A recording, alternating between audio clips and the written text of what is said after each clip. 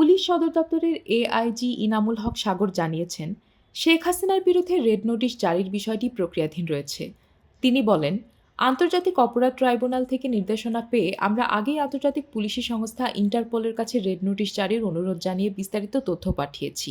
তারা কিছু বাড়তি তথ্য জানতে চেয়েছিল, আমরা সেগুলোও দিয়েছি। এখন তার বিরুদ্ধে রেড নোটিশ জারির বিষয়টি প্রক্রিয়াধীন রয়েছে। গতকাল মঙ্গলবার রাতে এই রিপোর্ট লেখা পর্যন্ত রেড নোটিশ বা ওয়ান্টেড নোটিশ জারির কোনো তথ্য পাওয়া যায়নি।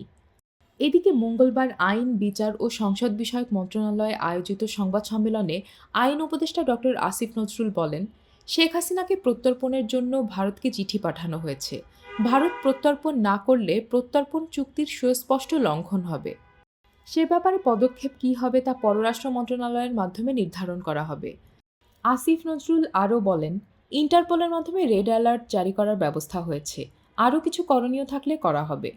বৈষম্যবিরোধী ছাত্র জনতার তীব্র আন্দোলনের মুখে গত ৫ আগস্ট ভারতে চলে যান শেখ হাসিনা।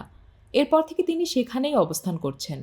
গত ১৭ অক্টোবর আন্তর্জাতিক অপরাধ ট্রাইব্যুনালে বিচার কাজ শুরু হওয়ার পর শেখ হাসিনা ও আওয়ামী লীগের সাধারণ সম্পাদক ওবায়দুল কাদের সহ ৪৫ জনের বিরুদ্ধে গ্রেপ্তারি পরোয়ানা জারি করে ট্রাইব্যুনাল।